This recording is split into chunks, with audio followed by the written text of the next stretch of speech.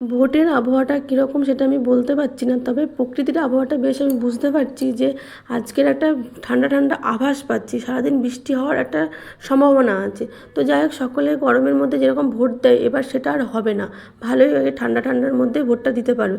তো নমস্কার, গোকুল মনের পরিবারের সকলকে অনেক অনেক স্বাগত জানাই।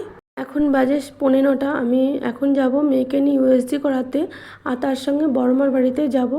নিজের বাড়ি থেকে অন্য বাড়িতে গিয়ে রান্না করতে একটা কেমন লাগে। তো যাই হোক, আমি এই যে বেরিয়ে পড়েছি, ছোটো মাকে বলে আসলাম গোকুলের জন্য একটু চিড়ের পায়েস করেছি, আর সবজিগুলো যে দেখতে পেলে সেগুলো নিয়ে আর কি বড়মার বাড়িতেই যাব আগে দিতে।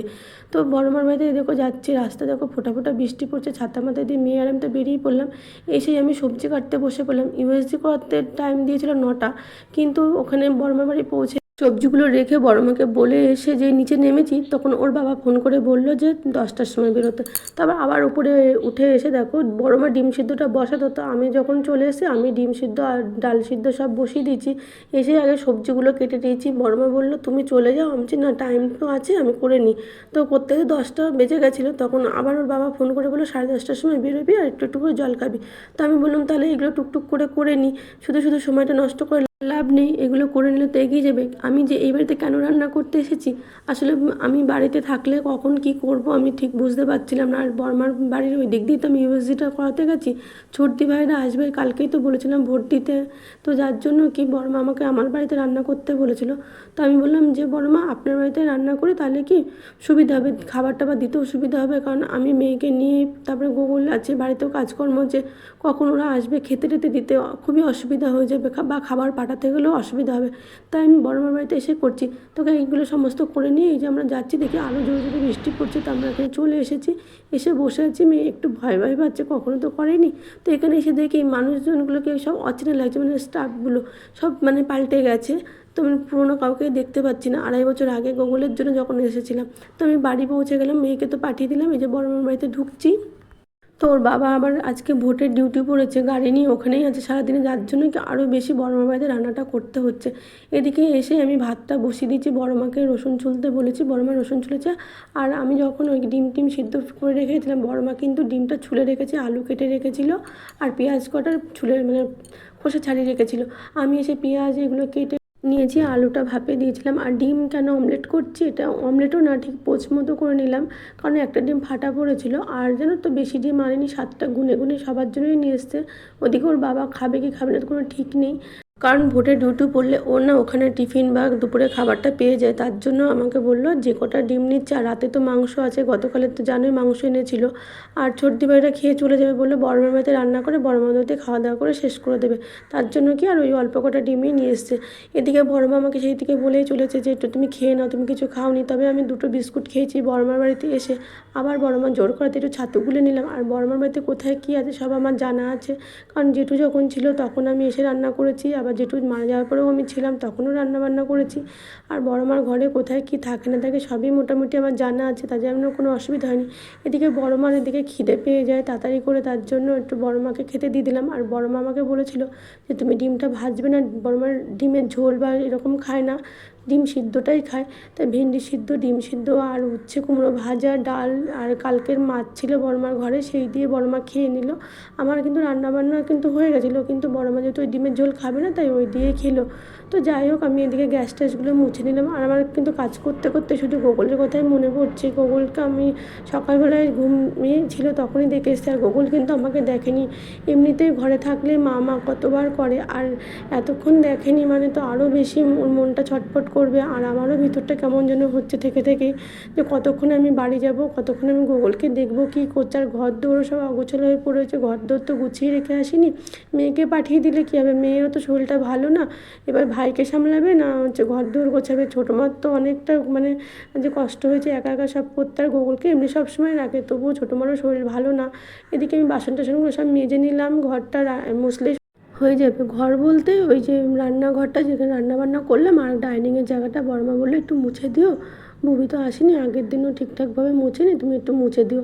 তারপরে আবার বড়মা বলছে না তোমার মুছতে হবে না, ছেলের জন্য মনটা কেমন করছে, ওদিকে ফোন এসেছে, ওর কাকাও স্নান করাতে পারছে না, মেয়েও স্নান করাতে পারছে না, তাই বললো তুমি তাহলে বাড়ি চলে যাও, বাসনগুলো রেখে দাও, কালকে মেজে নেবে বুবি। আমি বললাম না আমি করে দিচ্ছি, তো দেখো বাসনগুলো মাজা হয়ে গেছে, আমি ঘরটা মুছে নিচ্ছি। আর বুবি পিসি আসেনি, ভোট দিতে গেছে বলে। আর বুবি পিসিকে তো চেনো, আমাদের বাড়িতেও কাজ করে, বড়মার বাড়িতেও কাজ করে, সবাই মানে আমাদের সমস্তটাই বুবি পিসি আর কি করে, অনেক দিন ধরে কাজ করছে আমাদের বাড়িতে। আমারও বিয়ের আগে থেকে আমার মামার ঘরে কাজ করতো প্রথম, তারপর থেকে সবার ঘরেই কাজ করা শুরু করেছে।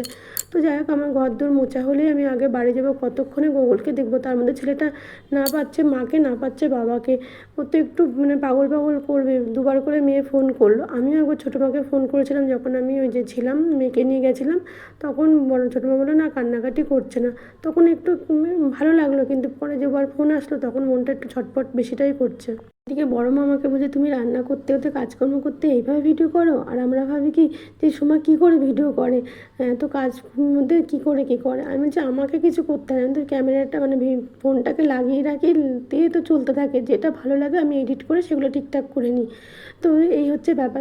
আর হ্যাঁ, ভিডিও এই পর্যন্ত যারা আমার দেখলে নতুন বন্ধুরা তারা আমার চ্যানেলটা একটু সাবস্ক্রাইব করে দিও, আর পুরনো যারা আছো তারা আমার ভিডিওতে দেখে একটু লাইক কমেন্ট করে দিও, খুবই ভালো লাগবে।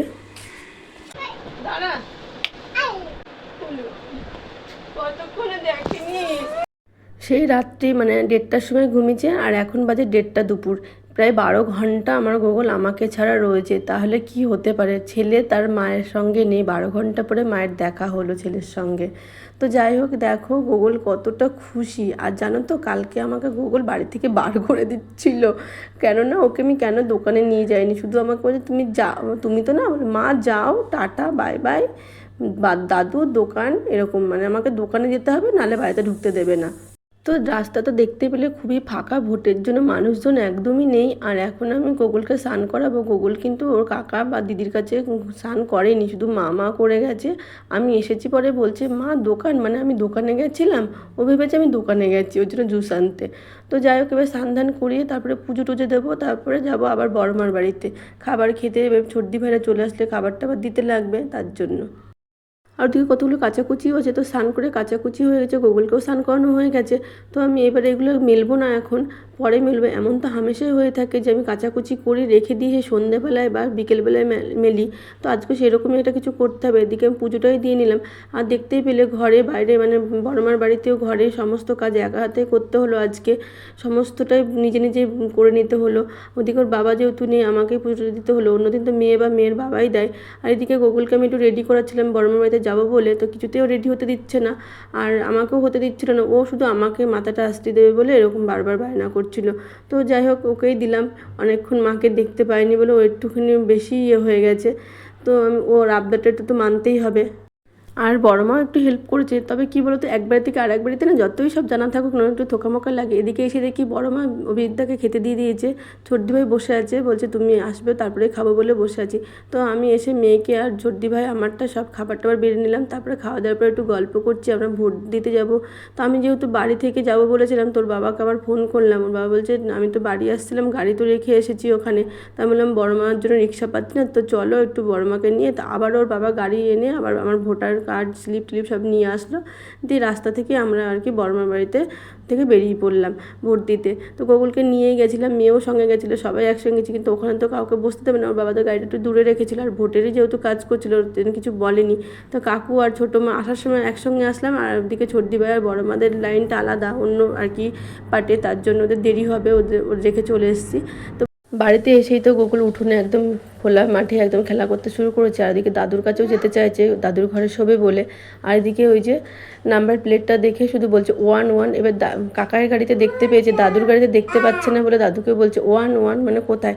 এদিকে সন্ধ্যাবেলা দেখো কি ঝড় বৃষ্টি শুরু হয়ে গেল। ওদিকে ওর বাবা গেছে বড়মার বাড়িতে খাবারগুলো আনতে, খাবার যেন তো বেঁচে গেছে, যেহেতু ওর বাবা খায়নি। আর ওদিকে ছোটদি ভাই আমিও একটু অল্প অল্প করে খেয়েছি, তো এগুলো নিয়ে এসছে। এদিকে দেখো ছোটদি ভাই আবার মোগলাই পাঠিয়েছে, চিকেন মোগলাই। আর এদিকে সব রান্নার এই যে ডিম ফিম যা ছিল সেগুলো আর কি পাঠিয়ে দিচ্ছে। রাতে আমাকে আর ভাত টাত করতে হবে না, যা আছে এই মিলেমিশে সব খাওয়া হয়ে যাবে আজকে। তো আজকের মতো ভিডিওটা এই পর্যন্ত, টাটা।